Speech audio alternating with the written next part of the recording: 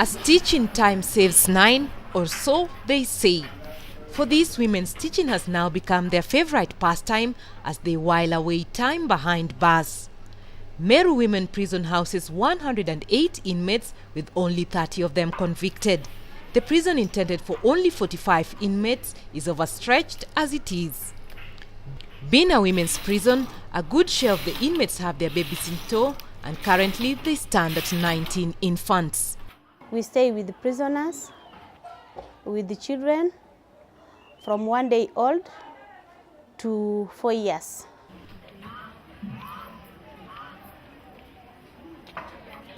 Catherine Kambui from Isiolo has spent the past 2 years of her life shuttling between Isiolo and Meru Women's Prison.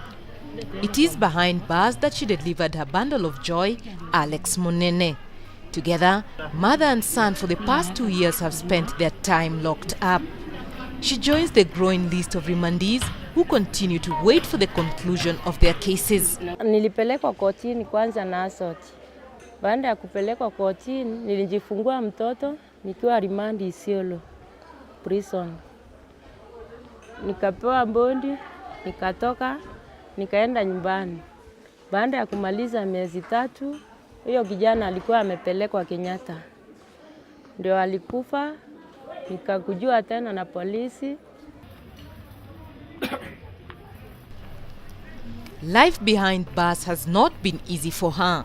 As much as she admits the conditions have improved inside the prison, it is an environment she would prefer not to bring up her son.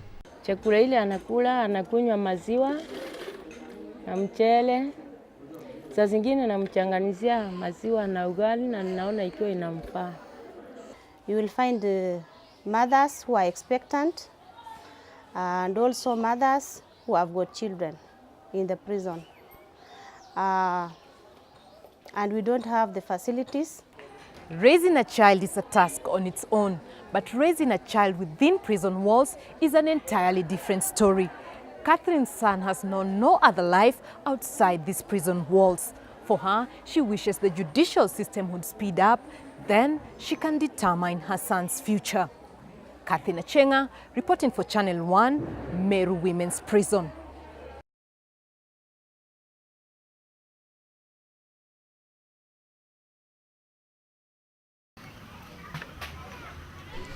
These are the humble dwellings that the more than 200 prison wardens in Meru Jikai prison have come to regard as home. The houses located a few meters from the main prison are in a sorry state. After a hard day's work monitoring the more than 1,000 inmates, the officers retired to these quarters for a much-needed rest.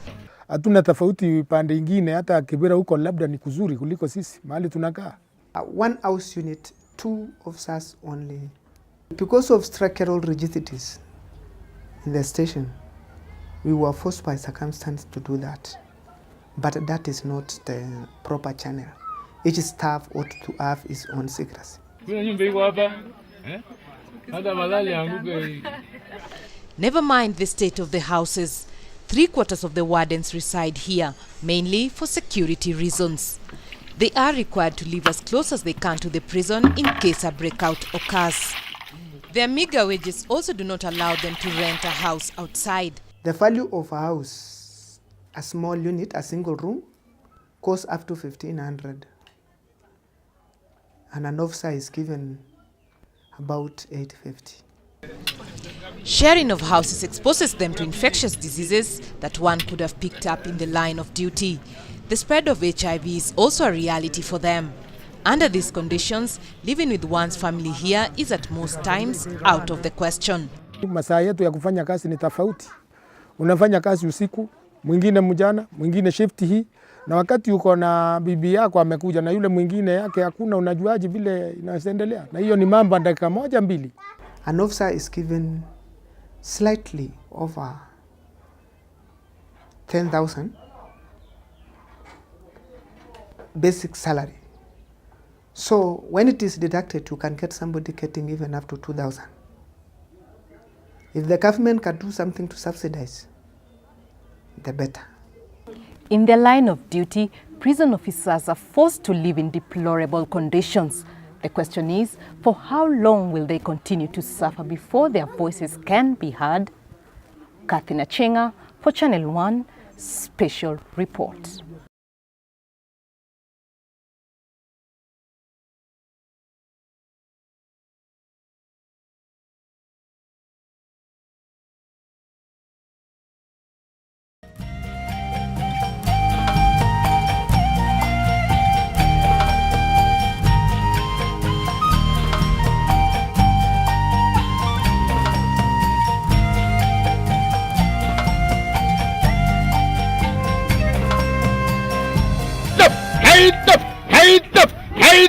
Precision, focus and tact marks the beginning of another day at Ruiru Prison Staff Training College. This is home to 1,500 trainees with about 400 women. It is here that they get to learn all there is to know before they are posted as prison wardens in the country's 94 correctional facilities. When they leave here, they will be prison officers and they will be earning money, which they may use or misuse in other antisocial activities. The biggest challenge is how they will appreciate the counseling and the advice that is they are going to be given. All work and no play makes Jack a dull boy, and so they relaxed. But just for a moment to get a different type of training. With only 2 weeks left before their pass out, the prison's AIDS control unit chose to give the recruits a shot at voluntarily taking an HIV test. Consequently, a team of 21 counselors armed with testing kits and information on HIV have for a week worked hard at sensitizing both the staff and the recruits. Prison officials say this exercise has witnessed a reduction of new infections among wardens. If you see 3 or 4, that is information giving for such that they can encourage one another to have the same test. So when the test time comes, each and every person has his own test because the interpretation of result is done with the one-on-one counselor and the client. A case whereby they've come as 2 of different sexes, that is a male and a female, they could come as those people who want to get tests together, such that after training they can live as a wife and a husband. Contrary to popular belief, testing for HIV during the recruitment drive is non-existent, which provided a rare opportunity for the recruits to know their HIV status. In their line of duty, prison wardens are at a high risk of contracting HIV. Congestion in housing facilities where some families share the same house may encourage infidelity. When you go once, you can't be sure that you're negative. So if you go for the second time, it confirms that you are actually negative. But you see at times you may find yourself engaging in funny behaviors, and it calls for now for one to be sure. I don't like living in darkness, not knowing what I am, what I have. Yeah, maybe to be the light side. HIV, being no respecter of persons, needs to be fought from all corners. These prison trainees are now empowered on HIV and AIDS issues. They're certain knowing and living according to one's HIV status is the only weapon they need to fight HIV.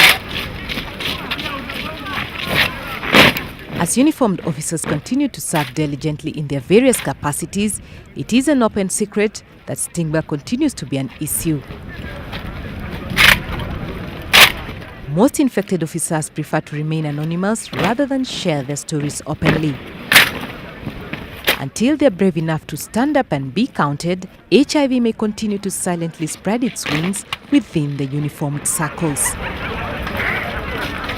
Achieng'a for Channel 1, Beyond the Epidemic.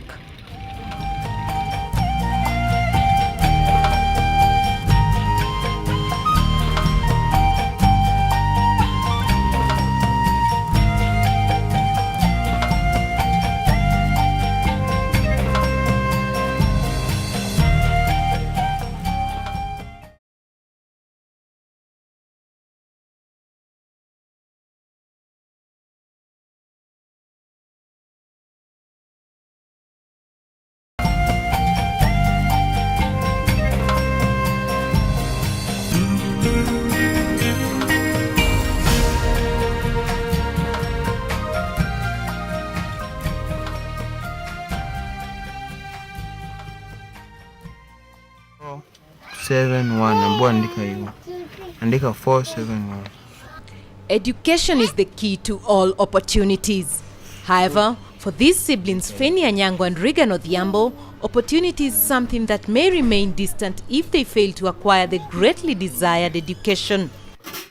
Often as a result of HIV-related ailments, 18-year-old Regan doubles as the sole breadwinner and father to his 9-year-old sister who tested positive to HIV 4 years ago. Strained financially, along with the constant need to have her close for medication purposes, little Fanny was forced to abandon her quest for an education.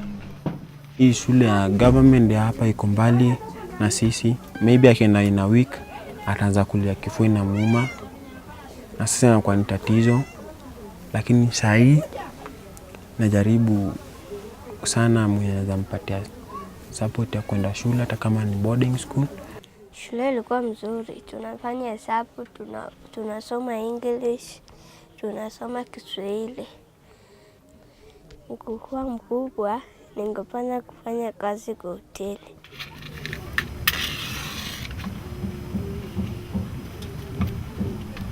Regan found out his sister's HIV status at a time when his mother was also bedridden. Compounded to that, Fanny was also infected with TB, intensifying the burden of care. This forced him to quit school and instead get a job to fend for his family. Kwanza walikuwa na mtibu malaria, after that akapimwa kifua, wakasema kuna TB. Before amwanzishe dawa za TB, wakampima, akapata ako positive. Nikakuja nikaelezea mama, but mama hakutia manane hakuamini ya kwamba mtoto wake anaweza kuwa ako positive. Inakuwa ameze dawa za ARVs na pia ameze dawa za TB. Na mwanzo mtu akiwa na TB anapewa dawa za TB kwa the first intensive phase ambayo ni miezi miwili. Anameza miezi miwili akimaliza ndio anaanzisha ARVs. Sasa unaona katika hiyo continuous phase mtu anakuwa na pill burden. Drug adherence among children is something that needs to be checked at all times if the response to HIV is to be effective. At her tender age, Fanny has her entire future ahead of her, a fact that her brother Regan is intent on making a reality. In the past 4 years, Fanny has been infected with pulmonary TB once and extreme pulmonary TB twice. This is mainly as a result of the polluted surroundings within Kibera slums that make her vulnerable to infections. Drug adherence has also been a challenge. Regan was hence forced to marry at only 18 to ensure his sibling has someone to assist her in taking her ARVs on time. Alikuwa amemiss kliniki moja. Alikuwa amekosa kuendea dawa kwa muda wa mwezi mmoja. Sasa wakati nilipoenda hapo nikapewa jina lake nije nimtafute. Alikuwa TB relapse na alikuwa kwa retreatment. Tangu nipate pesa ya chakula inakuwa ile saa yake ya kumeza dawa inapita. Lakini nikajimudu tu, najaribu at least natafuta hata kama ni kopa, hata kama ni kwenda kwa marafiki, lakini marafiki naweze kusaidia kila siku. Fanny's dream of becoming a hotelier hangs in the balance, just like many orphans her age who have to not only battle with HIV, but face the reality of poverty and hopelessness. Her story mirrors that of millions of other orphans whose plight the government has to address urgently to ensure drug adherence among children is dealt with to save lives. Achieng'a for Channel 1, Beyond the Epidemic.